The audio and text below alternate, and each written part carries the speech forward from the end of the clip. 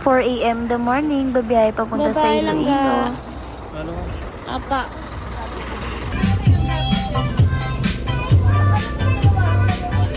Hello Kapango, it's me, Luna. Back to Iloilo City na po si Pango. So 4 a.m. ganito po yung view ng plaza namin at tsaka tiling po yung sinakyan ko dyan. Yes Kapango, tiling na bus yung sinakyan ko. Diretso na po siya sa Iloilo. At dito na part Kapango, nakasakay na pala ako sa sasakyan ng office namin. So andito na po ako sa office. Time check 8 a.m. Kapango. So 4 hours po yung biyahe natin galing sa Lutod-Lutod or sa President Roas papuntang Iloilo. So hinubad ko lang dyan yung jacket ko Kapango kasi nainitan ako. 4 hours ba naman yung biyahe tapos hindi pa aircon.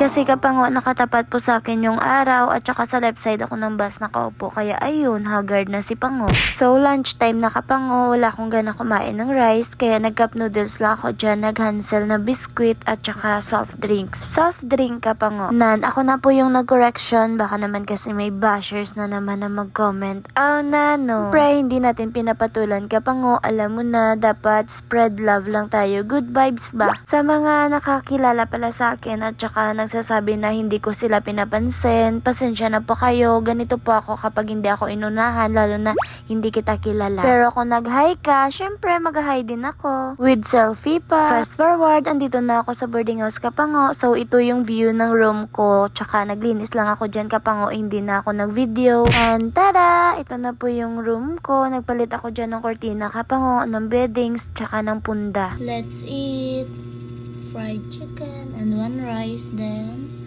ang nabilin ko kagina nga soft drinks Kapango.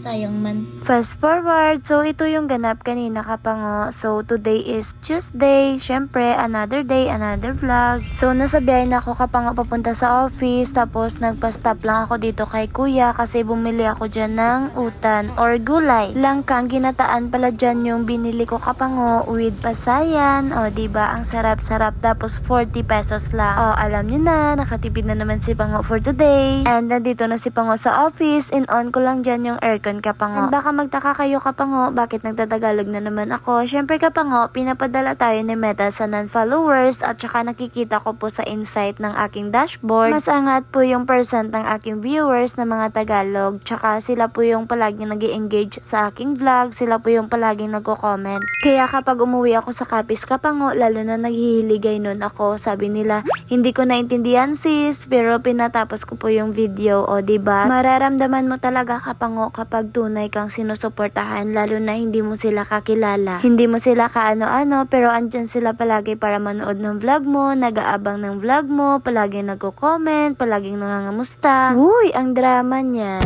So, as usual Kapango, pagdating sa office, magmerienda, tapos merienda, work na, o diba? So, i-shoutout nga pala natin Kapango yung new followers natin, sina Alexa Rose Nila, kay Gia Rose Nila, tsaka kay Mary Rose Dumali, John Mark Dumali, and kina John Joe Ed Centino. Madamo gid nga salamat sa inyo suporta sa paglantaw sa akon nga vlog, or thank you so much Kapango sa palaging panunood ng aking vlog. Asya dito na part Kapango, pauwi na pala ako. So hanggang dito na lang Kapango. Thank you for watching. Bye. Jesus loves you.